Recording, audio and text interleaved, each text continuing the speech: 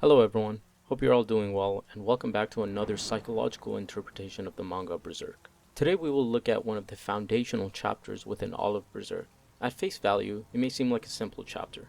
Guts returns and goes back into the cave where he woke up after the eclipse.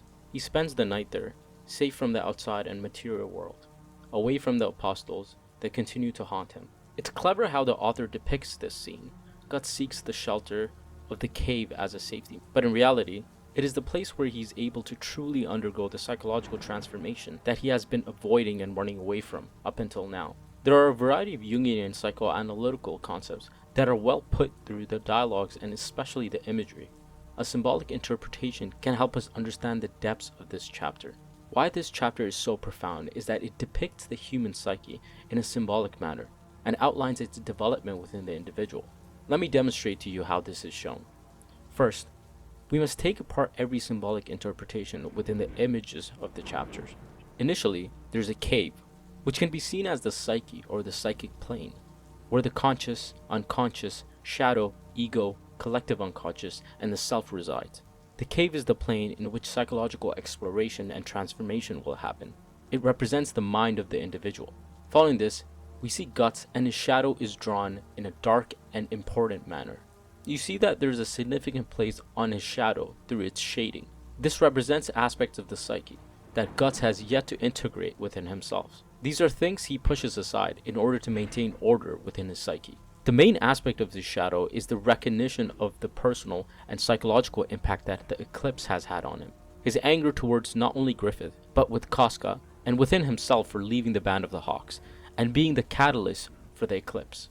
An interesting aspect is that the shadow is represented as the beast of darkness, which invokes the innate and primitive aspects of Guts. It is a part of him that he wishes not to be and has a hard time accepting, which is his own nature for destruction and the death of Griffith. Within the cave, he then explores the aspects of his unconscious that he has yet to integrate into himself. His feelings of shame for betraying his friends, not able to save Casca, and his desire for love, intimacy, and friendship, which he has set aside for the path towards revenge. This demonstrates what Carl Jung would call the exploration of the unconscious and the integration of the unconscious into the conscious self. We then see at the end of the chapter a fantastic image. The image shows Guts standing and a beam of light piercing through the cave and shining on him. Beside him, you see his shoes and he's barefoot, and right beside his legs, a treasure chest. The symbolic representation of this is classic. It shows the process of individuation and obtaining insight into one's psyche through deep exploration of the past. Within this cave, he relives the experiences of the eclipse, the experiences of Casca, his betrayal of his friends, and the countless deaths. In re-experiencing what he has been avoiding, he overcomes his past self and gets out of the shoes of the Guts who walked without purpose and full of anger. This psychological journey he experiences within this cave is symbolized by the treasure chest, as all heroes' journey lead to a dragon you must face, and through its defeat obtain the gold it covets. Personally, in my work as a therapist, I see clients and often the avoidance of an emotion, experience, or worldview is the root of many forms of suffering.